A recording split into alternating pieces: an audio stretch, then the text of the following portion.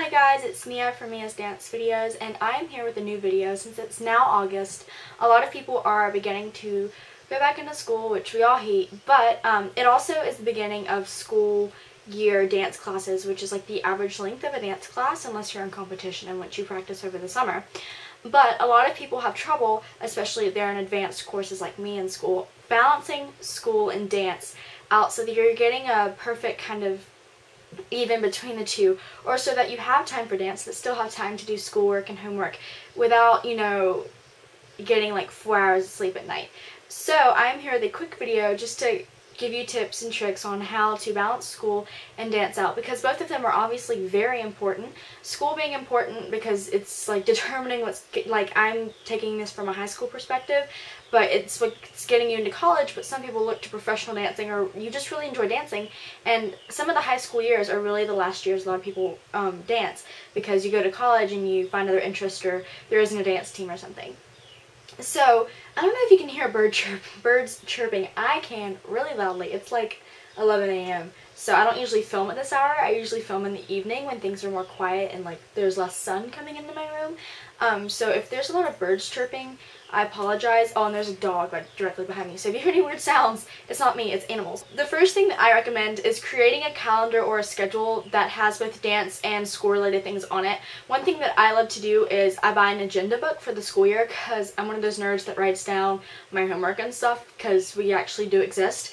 And I like to get ones with good monthly calendars, and I like to color coordinate like my recreational activities versus my school versus my personal versus work, whatever. So just have a calendar that you have like your rehearsals written down on, or like just different practices you might have, and then have and like another pen, or if you don't care if it's all one color but it's just easier to notice the difference, have stuff for school written down, like field trips, holidays, study sessions, whatever. And if you want to, you can add like personal stuff, but that way you're easily able to differentiate dance and school. And if someone asks you to do something, especially because you usually plan things with friends during school hours, because that's when you usually see them. So that's why I put all that into an agenda book, because you're able to just take it out of your book bag and look at it. No, but that's a huge trick that can help with just knowing when and where you have to be. If you have a dance rehearsal but you have to study for a huge like biology test in the morning, then I suggest having kind of a study group before dance rehearsal. Surely you are not the only one in your dance class that has a biology test in the morning, or has a test they have to study for, or just has homework in general. So, you know, get to the studio if you can. A lot of studios, I don't know, most studios I've gone to have had like a lobby or like a break room, or you can even use the dressing room while classes are going on to use, and just get like 3 or 4 friends together and study and do homework. So it's a little bit more fun instead of sitting at home, and you're already ready for dance, like you're in your outfit and everything, so you can just throw your book aside and go straight to class when you're done. Study your dance routines in your free time or at school. Now, I don't want to, like, when I say free time, I mean like complete downtime. Don't throw away your social life to balance these two out. You want to have a social life too, which is also very hard. If you want to, I can do a video on social life and dance life, like balancing those two, because that actually sounds like a really good idea. So if you want that, just let me know. So study your dance routines at school. So near the end of the year, a lot of people, starting usually like in February, March, people have dance routines they have to remember. So buy the song on iTunes, get it from a friend, whatever. Have it on your phone or your iPod or whatever. And because a lot of teachers allow you to have iPods out during free time, or you can have them out during lunch, I don't know. But whenever you have time, just have your iPod out and put in the headphones and turn on the song and just go through it in your head, or on the way to school if you ride the bus or you carpool or something. So you're still kind of going over the dance, and so by the time you get to practice that night, you'll have it refreshed in your memory, and you won't be one of those girls that's kind of like behind on things. Keep moving. Keep moving is like a big one. A lot of people aren't required in high school to take a gym class. I was only required like my freshman year, and we only have like semester classes, so I was required like my first semester to take gym, and that's it. But if you're one of those people that you don't have time to go to the gym and dance and you want to stay fit or something, take a gym class like weights, or just a free recreational gym class in which you can do whatever you want. But just keep moving, like take that gym class, because even if it ends up, because I find that a lot of cases, like our recreational gym class, like not weights or anything, but our recreational one, they don't do anything. Like, they have so much freedom. A lot of people take it just to like hang out and talk with each other. So if it ends up being that case, then you can practice dance routines or just take time to do whatever you want. And if you have multiple friends that you go to school with that go to your dance studio, you can try and get in the same gym class together. That way you're not completely alone. Also, you can stretch when you wake up in the mornings.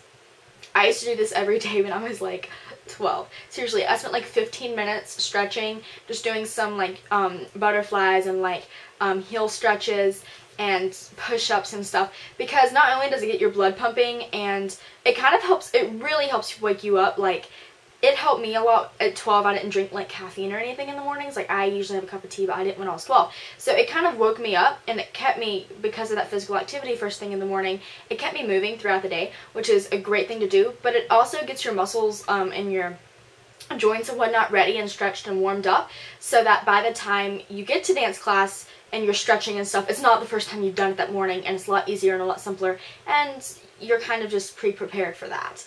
You can also, this is a thing I used to do when you're sitting, because I have bad ankles, so I'm always trying to like just do things to strengthen them. When you're sitting in a class all day in a desk, you can kind of roll your ankles, kind of, I don't know how to describe it, but like if you're wearing a shoe that allows you to do this, like, you know how your feet are kind of flatly placed on the floor, well, you can kind of like pretend these are my toes. You can just kind of like roll your ankles around. You can like bend your foot over. Just keep it flexible and keep it moving, keep the blood pumping. It also just will help with any foot cramps you might get throughout the day. Okay, so get plenty of sleep. If you have to skip a rehearsal to study so that you're not up till 2 in the morning studying for a huge final you have the next day, then skip that rehearsal. If the rehearsal is mandatory, just talk to your teacher or whoever about it and say, listen, I have this huge final and I need to get like 2 hours of studying in, and I can't skip or I can't stay up really late because I have this final first thing in the morning. So usually people are pretty understanding and stuff like that, and a lot of teachers try not to plan rehearsals around final dates because they understand that people do need to study. Now, if it's like a required rehearsal and the final's 2 weeks away, or it's like a week away, even if it's like 4 or 5 days away, maybe you should go to the rehearsal instead. This is when dance would get the priority, because you still have a couple of days to study, and it's a required rehearsal, or if it's a very important rehearsal, then you need to be at that rehearsal. However, if it's like 1 to 2 nights before something like that, you might want to stay home and study. But the key is always just don't wait last minute to study, because things like that will happen to you and you will have to choose one or the other. And if you chose dance and you really didn't study, then you're kind of screwed. So, because that's happened to me multiple times and I had to wing myself through things. So I really hope that all of you enjoyed this video.